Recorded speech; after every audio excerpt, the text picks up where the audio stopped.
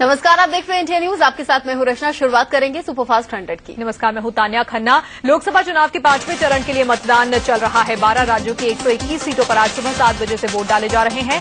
इस बार किसी एक चरण में ये सबसे ज्यादा सीटों पर मतदान है।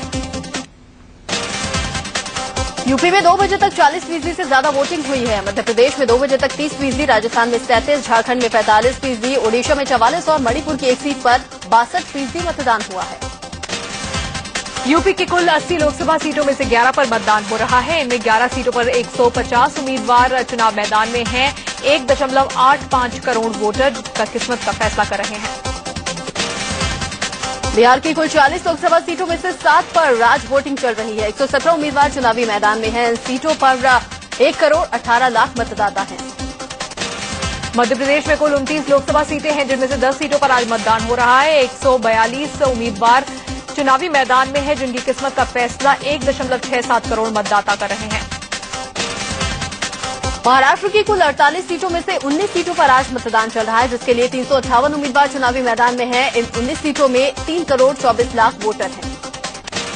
5वें चरण में राजस्थान की 20 सीटों पर भी वोट डाले जा रहे हैं, तो वहीं पश्चिम बंगाल की 4 और कर्नाटक की 28 सीटों पर भी वोटिंग हो रही है। इसके अलावा झारखंड की 6 लोकसभा सीटों पर मतदान का काम चल रहा है। 5वें चरण के चुनाव में छत्तीसगढ़ की 3 सीटों पर भी मतदान चल रहा है। इसके अलावा जम्मू कश्मीर और मणिपुर की एक सीट पर वोटिंग जारी है। साथ ही ओडिशा की 11 लोकसभा सीटों पर भी सुबह से वोटिंग का काम चल रहा है। राजस्थान में मुख्यमंत्री वसुंधरा राजे ने मतदान किया। वसुंधरा राजे ने झालावाड़ में अपना वोट डाला। इस मौके पर राजे अपने पार्टी की जीत का आश्वासन दिला रही थी। छत्तीसगढ़ के मुख्यमंत्री रमन सिंह ने राजनांदगांव में मतदान किया। वो अपनी पत्नी के साथ वोट डालने के लिए यहां पहुंचे हुए थे। राजनांदगांव से उनके बेटे अभिषेक सिंह बीजेपी उम्मीदवार हैं। बिहार के मुख्यमंत्री नीतीश कुमार भी अपने मताधिकार का इस्तेमाल करने के लिए पहुंचे। उन्होंने पटना के बख्तियारपुर में अपना वोट डाला। ओडिशा के मुख्यमंत्री नवीन पटनायक ने भी अपने मताधिकार का इस्तेमाल किया। बीजेडी प्रमुख पटनायक ने राजधानी भुवनेश्वर में अपना वोट डाला। झारखंड के मुख्यमंत्री हेमंत सोरेन ने रांची में मताधिकार का इस्तेमाल किया। रांची लोकसभा सीट पर जेएमएम का कोई कैंडिडेट नहीं है। यहां पर जेएमएम ने कांग्रेस को सपोर्ट किया है और पूर्व मंत्री सुबोधकांत सहाय को कांग्रेस ने उम्मीदवार बनाया है। महाराष्ट्र के पूर्व मुख्यमंत्री और लोकसभा चुनाव में कांग्रेस के उम्मीदवार अशोक चव्हाण ने भी अपने मताधिकार का इस्तेमाल किया। अशोक चव्हाण ने नांदेड़ में अपना वोट डाला। चव्हाण नांदेड़ सीट से ही उम्मीदवार है। कॉमनवेल्थ घोटाले में घिरे कांग्रेस नेता सुरेश कलमाड़ी ने पुणे में वोट डाला। वो अपनी पत्नी के साथ मतदान करने के लिए पहुंचे। घोटाले के चलते कांग्रेस ने उन्हें पुणे में फिर से उम्मीदवार नहीं बनाया है। पटना से अपना टिकट कटने और आदर्श घोटाले में घिरे अशोक चव्हाण को नांदेड़ से टिकट मिलने पर कलमाड़ी ने कहा कि चव्हाण लकी हैं। हालांकि कलमाड़ी ने यह भी कहा कि टिकट नहीं मिलने से वो दुखी नहीं है। आपको जिस वजह से टिकट नहीं दिया गया है, कुछ उसी तरीके के आरोप अशोक चव्हाण पर भी लगे थे, लेकिन सिर्फ आरोप ही लगे थे उन पर भी और आप पर भी, लेकिन उनको टिकट दे दिया गया, आपको टिकट नहीं दिया गया। वो लकी आदमी है, मैं क्या करूं। दुख है इस बात का, दुख है इस बात का आपको? नहीं, मुझे दुख कुछ नहीं होता।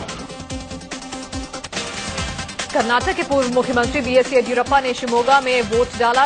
येदियुरप्पा शिमोगा सीट से ही बीजेपी के टिकट पर चुनाव लड़ रहे हैं। राजस्थान के पूर्व मुख्यमंत्री अशोक गहलोत ने भी मतदान किया। जोधपुर में उन्होंने वोट डाला। उनके साथ उनके परिवार के कई लोगों ने भी मतदान किया।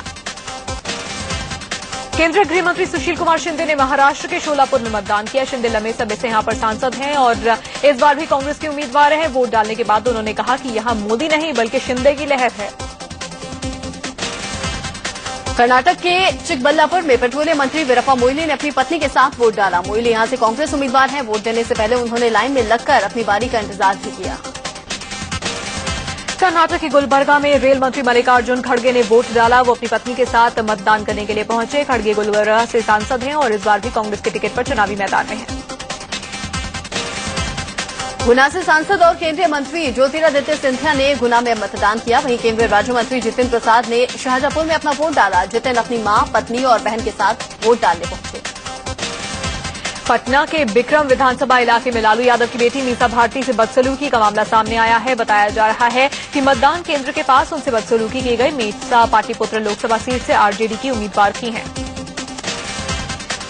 पाटलिपुत्र सीट से आरजेडी उम्मीदवार मीसा भारती और बीजेपी प्रत्याशी रामकृपाल यादव ने वोट डाले। लालू ने जब अपनी बेटी मीसा को टिकट दिया तो रामकृपाल नाराज होकर बीजेपी के पाले में चले गए। यहां जेडीयू से रंजन यादव उम्मीदवार हैं। आरजेडी सुप्रीमो लालू प्रसाद यादव अपनी पत्नी और बिहार की पूर्व मुख्यमंत्री राबड़ी देवी के साथ वोट डालने के लिए पहुंचे। पटना में वोट डालने के बाद लालू ने मीडिया से कोई बात नहीं की। हालांकि राबड़ी ने कहा कि आरजेडी की जीत होगी। पटना साहिब से बीजेपी उम्मीदवार और अभिनेता शत्रुघ्न सिन्हा ने अपने मताधिकार का इस्तेमाल किया। वो बूथ पर अपनी पत्नी और बेटे के साथ वोट डालने के लिए पहुंचे हुए थे। शत्रुघ्न सिन्हा यहां से मौजूदा सांसद भी हैं। कर्नाटक की साउथ बैंगलोर लोकसभा सीट से बीजेपी उम्मीदवार अनंत कुमार ने बैंगलोर में अपना वोट डाला। वहीं साउथ बैंगलोर सीट से कांग्रेस उम्मीदवार नंदन निलिकेणी ने भी अपने पूरे परिवार के साथ मतदान किया। राजस्थान के बाड़मेर से निर्दलीय चुनाव लड़ रहे जसवंत सिंह ने वोट डाला। बीजेपी ने टिकट नहीं दिया तो जसवंत सिंह बागी हो गए और निर्दलीय किस्मत आजमा रहे हैं। यहां से बीजेपी ने कर्नल सोनाराम को टिकट दिया है। एनसीपी सुप्रीमो शरद पवार की बेटी सुप्रिया सुले ने महाराष्ट्र के बारामती में वोट डाला। सुप्रिया बारामती से ही सांसद हैं और यहां से एनसीपी उम्मीदवार भी हैं। छत्तीसगढ़ के राजनांदगांव में मुख्यमंत्री रमन सिंह के बेटे अभिषेक सिंह ने मतदान किया। अभिषेक यहां से बीजेपी उम्मीदवार हैं। वो अपनी पत्नी के साथ वोट डालने के लिए पहुंचे हुए थे। जयपुर ग्रामीण से बीजेपी के टिकट पर चुनाव लड़ रहे राज्यवर्धन सिंह राठौड़ ने जयपुर में मतदान किया। वो अपनी पत्नी के साथ पगड़ी पहनकर वोट डालने के लिए पहुंचे। राज्यवर्धन सिंह कांग्रेस के सीपी जोशी को टक्कर दे रहे हैं। बीजेपी सांसद यशवंत सिन्हा ने अपनी बेटी और पत्नी के साथ हजारीबाग में मतदान किया। यशवंत सिन्हा हजारीबाग से ही सांसद हैं, लेकिन इस बार उन्होंने इस सीट से अपने बेटे जयंत सिन्हा को चुनाव मैदान में उतारा है। बीजेपी के वरिष्ठ नेता सुषमा स्वराज ने भोपाल में मतदान किया, जबकि बीजेपी उपाध्यक्ष मुख्तार अब्बास नकवी ने यूपी के रामपुर में अपना वोट डाला। वेंकैया नायडू ने बैंगलोर में मतदान किया तो वहीं बीजेपी नेता प्रकाश जावड़ेकर ने पुणे में अपना वोट डाला। बिहार के बीजेपी दिग्गजों ने पटना में वोट डाले। सुशील कुमार मोदी ने पटना में वोट डालने का उसके बाद अब बिहार में सभी सीटें जीतने का दावा किया। वहीं सीपी ठाकुर और रविशंकर प्रसाद ने पटना में अपना मतदान किया। मध्य प्रदेश में कैबिनेट मंत्री और शिवपुरी से विधायक यशोधरा राजे सिंधिया ने शिवपुरी में अपना वोट डाला। इस मौके पर उन्होंने बीजेपी की जीत का दावा किया। यूपी के कैबिनेट मंत्री और समाजवादी पार्टी के कद्दावर नेता आजम खान ने रामपुर में अपना वोट डाला। भड़काऊ भाषण देने के आरोप में चुनाव आयोग ने आजम खान की चुनावी सभाओं पर भी बैन लगाया है। कांग्रेस नेता बेगम नूर बानो ने भी रामपुर में मतदान किया। नूर बानो इस बार मुरादाबाद से कांग्रेस के टिकट पर चुनाव लड़ रही हैं। पहले वो रामपुर से चुनाव लड़ती रही हैं और सांसद भी रह चुकी हैं। महाराष्ट्र के उप मुख्यमंत्री अजीत पवार ने भी मतदान किया। एनसीपी सुप्रीमो अजीत पवार के भतीजे अजीत पवार ने बारामती में अपने गृहनगर में वोट डाला। समाजसेवी अन्ना हजारे ने अपने गांव रालीगंज सिद्धि में अपने मताधिकार का इस्तेमाल किया। वोट डालने के बाद अन्ना हजारे मुस्कुराते हुए नजर आए। आध्यात्मिक गुरु श्री श्री रविशंकर ने भी अपने मताधिकार का इस्तेमाल किया। बेंगलुरु ग्रामीण इलाके में उन्होंने पोलिंग बूथ पर पहुंचकर अपना वोट डाला और साथ ही लोगों से अपील की कि वो भी अपना वोट जरूर डालें। बरेली के आंवला लोकसभा में एक शख्स ने वोट नहीं दे पाने की वजह से आत्महत्या कर ली। आनन फानन में उसे अस्पताल ले जाया गया, जहां पर इलाज के दौरान उसकी मौत हो गई। मृतक की पत्नी ने बताया कि उनका परिवार 3 बार वोट देने के लिए बूथ पर गया था, लेकिन वोटिंग की पर्ची नहीं होने की वजह से उसे वोट नहीं डालने दिया गया, जिससे तंग आकर उसने खुद को आग के हवाले कर दिया। झारखंड के बोकारो में नक्सलियों ने वोटिंग से पहले 3 जगहों पर विस्फोट करके रेल की पटरियां उड़ा दी। नक्सलियों ने लोगों को डराने के लिए धमाका किया, फिर भी बूथ पर मतदाताओं की लाइन देखी गई। छत्तीसगढ़ के कांकेर में मतदान केंद्र के करीब सुरक्षाकर्मियों के 3 बड़े बम बरामद किए। मतदान में गड़बड़ी फैलाने के मकसद से नक्सलियों ने बम प्लांट किए थे। सभी बमों को डिफ्यूज कर दिया गया। बम मिलने से इलाके में दहशत का माहौल है। यूपी के रामपुर में 2 मतदान केंद्रों पर ईवीएम मशीन खराब हो गई। ईवीएम खराब होने से एक भी वोट नहीं पड़ सका। अधिकारी काफी देर तक मशीन ठीक करने को लेकर परेशान भी रहे। राजस्थान के कोटा में वोटिंग को लेकर बुजुर्गों में खासा उत्साह देखने को मिला। यहां एक 105 साल के बुजुर्ग ने पोलिंग बूथ पहुंचकर अपना वोट डाला। वहीं एक 92 साल की बुजुर्ग महिला ने भी मतदान किया।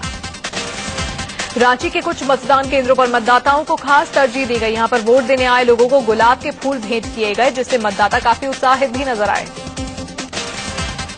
यूपी के मुख्यमंत्री अखिलेश यादव ने अपने फेसबुक पेज पर मतदान के दिन समाजवादी पार्टी को वोट देने की अपील की है। इसे आचार संहिता का उल्लंघन माना जा रहा है। वाराणसी में कांग्रेस कैंडिडेट अजय राय ने नामांकन किया। इससे पहले रोड शो करके उन्होंने अपनी ताकत का एहसास कराया। काशी में मोदी की जीत के कयास लगाए जाने पर अजय राय ने कहा कि काशी की जनता बाहरी लोगों पर नहीं, अपनों पर भरोसा जताती है। ये धरती पुत्र कौन है, काशी का पुत्र कौन है, चुनाव इस पे हो रहा है। वाराणसी के ऐसी तमाम समस्याएं हैं जो बाहर के लोग आते हैं ट्रेन से या दूसरी ट्रेन से चले जाते हैं, एक जहाज से आते हैं दूसरे जहाज से चले जाते हैं, ऐसे लोगों की आवश्यकता बनारस में नहीं है। कांग्रेस कैंडिडेट अजय राय ने देश में मोदी की लहर को सिरे से खारिज किया। उन्होंने कहा कि बनारस में काशी के लोगों की लहर है। वहाँ लहर है, ये जनता की लहर देखिए आप, ये काशी की जनता की लहर है इस बार। यहाँ मोदी, केजरीवाल और मुलायम सिंह नहीं चलेंगे, यहाँ बनारस का धरती पुत्र चलेगा, धरती पुत्र।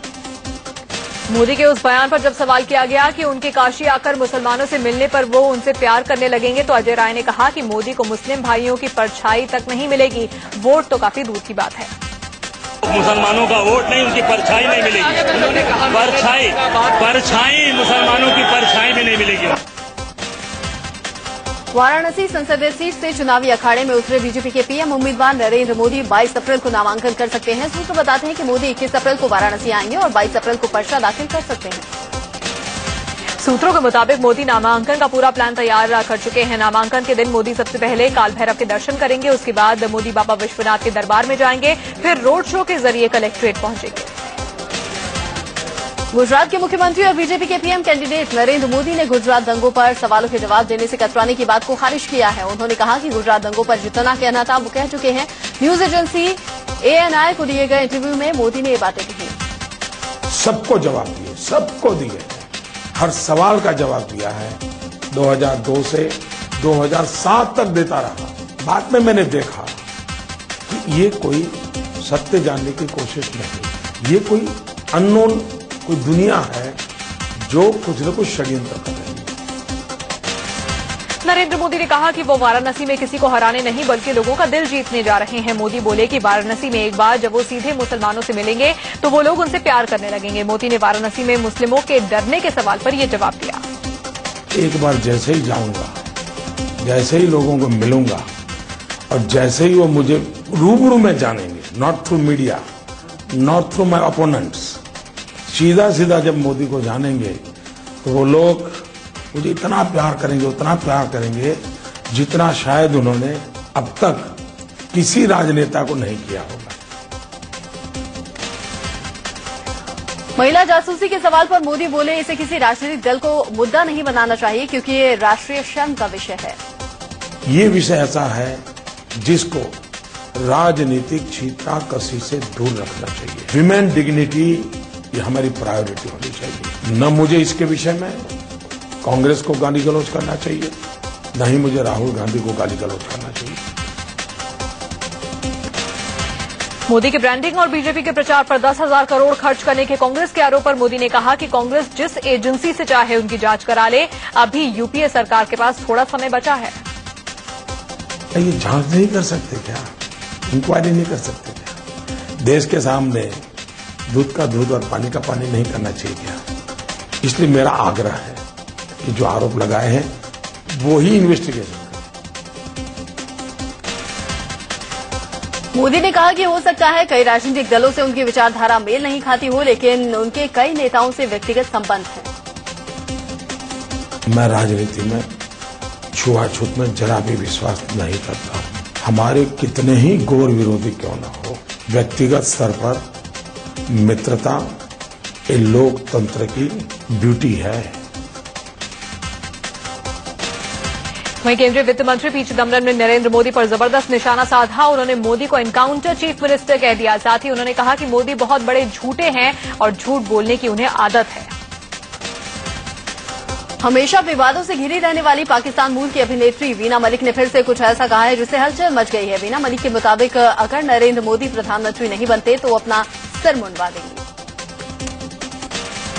वीना मलिक ने अपने ट्विटर अकाउंट पर लिखा है कि बीजेपी के पीएम पद के उम्मीदवार नरेंद्र मोदी अगर प्रधानमंत्री नहीं बनते हैं तो अपना सिर मुंडवा लेंगी। प्रधानमंत्री नहीं बनते तो अपना सिर मुंडवा देंगी।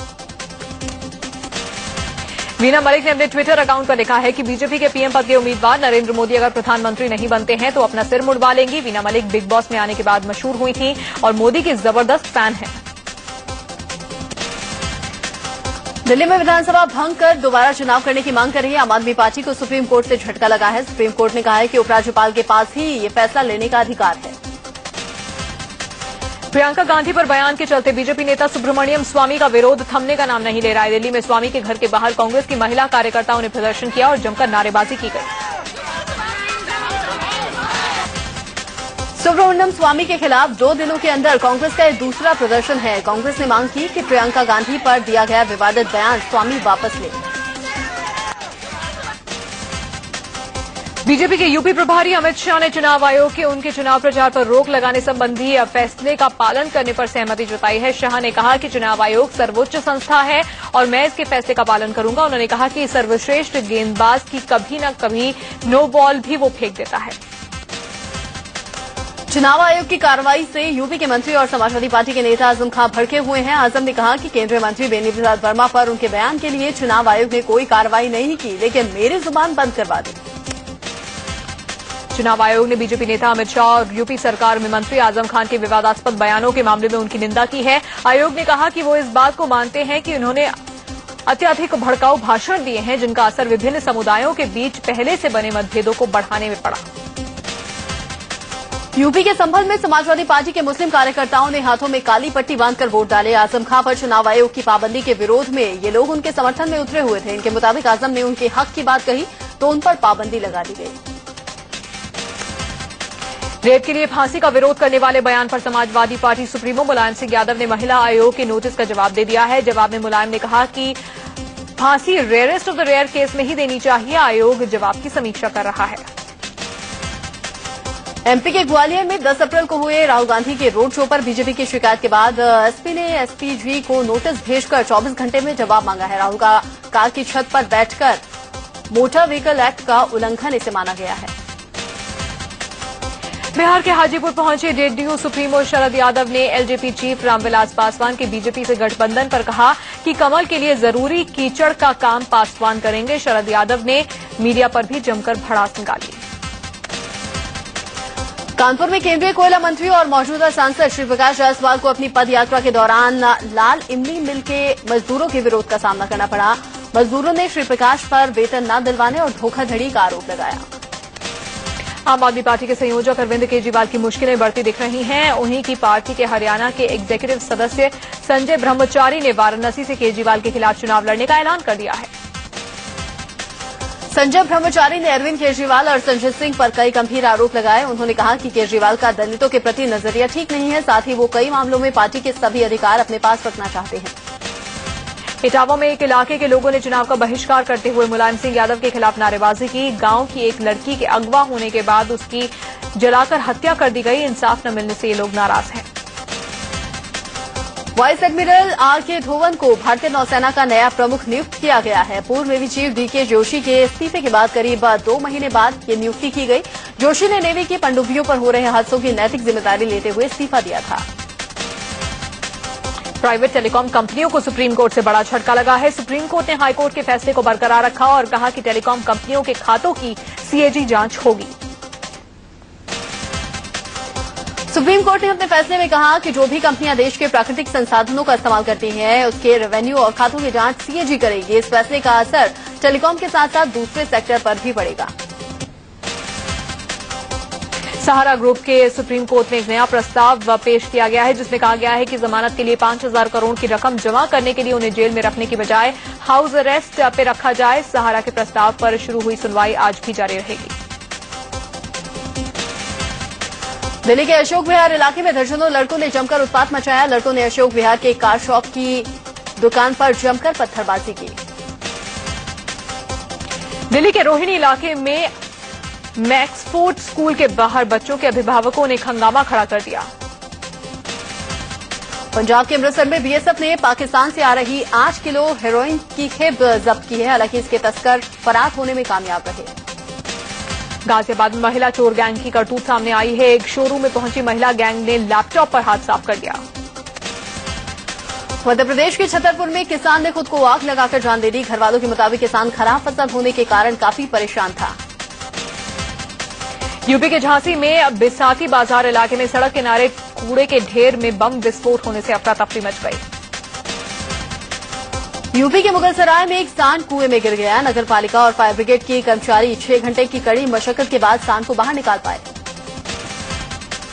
IPL 7 के पहले मुकाबले में कोलकाता नाइट राइडर्स ने पिछली चैंपियन मुंबई इंडियंस को 41 रनों से हरा दिया। IPL 7 में आज दिल्ली डेयरडेविल्स का मुकाबला बेंगलोर रॉयल चैलेंजर्स से है। इस मुकाबले में सबकी निगाहें IPL 7 के सबसे महंगे खिलाड़ी युवराज सिंह पर हैं। दक्षिण कोरिया में बुधवार सुबह जेजू द्वीप के पास जहाज हादसे में मरने वालों की संख्या 9 तक पहुंच गई है। इस हादसे के बाद जहाज पर सवार काफी संख्या में लोगों का कुछ पता नहीं चल पाया। मृतकों की संख्या में काफी इजाफा हो सकता है। भारत सरकार ने देश के अलग अलग जेलों में बंद 21 पाकिस्तानी कैदियों को रिहा कर दिया है। पाकिस्तान के पूर्व विदेश मंत्री खुर्शीद महमूद कसूरी ने कहा है कि नरेंद्र मोदी अगर सत्ता में आएंगे तो पाकिस्तान के प्रति आक्रामक रवैया नहीं अपनाएंगे। यूक्रेन में रूसी समर्थकों के खिलाफ कार्रवाई तेज कर दी गई है। नाइजीरिया के बोर्नो शहर में एक स्कूल पर आतंकियों ने हमला किया। आतंकी स्कूल के छात्रावास से करीब 200 लड़कियों को 4 ट्रकों में अगवा करके ले गए। 61वें राष्ट्रीय फिल्म पुरस्कारों का ऐलान कर दिया गया है। जॉली LLB को बेस्ट हिंदी फिल्म के अवार्ड के लिए चुना गया। फिल्म शाहिद के लिए राजकुमार राव को बेस्ट एक्टर के लिए चुना गया है, जबकि सौरभ शुक्ला को फिल्म जॉली LLB के लिए बेस्ट सपोर्टिंग एक्टर का अवार्ड दिया जाएगा। शाहिद फिल्म के लिए हंसल मेहता को बेस्ट डायरेक्टर का अवार्ड दिया जाएगा। बॉलीवुड सुपरस्टार और ग्लोबल आइकन अमिताभ बच्चन की भूतनाथ रिटर्न्स का बॉक्स ऑफिस पर कमाई को लेकर अच्छा प्रदर्शन जारी है। बॉक्स ऑफिस पर अच्छा प्रदर्शन करने को लेकर गुरुवार को भूतनाथ रिटर्न्स की सक्सेस पार्टी भी हुई। हिमेश रेशमिया और हनी सिंह की आने वाली फिल्म द एक्सपोज का नया गाना रिलीज किया गया है।